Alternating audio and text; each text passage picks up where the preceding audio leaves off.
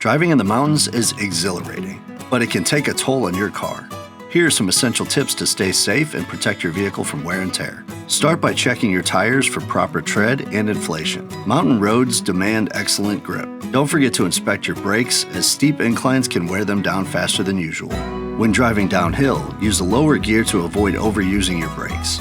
Riding your brakes can cause them to overheat and lead to quicker wear and reduced stopping power. Slow down on tight curves and rough terrain to reduce strain on your suspension and steering components. Sharp turns and uneven surfaces can accelerate wear on these systems. Watch for overheating. Mountain driving can push your engine and transmission to its limits, especially on long climbs. Check your coolant and transmission fluid levels before your trip.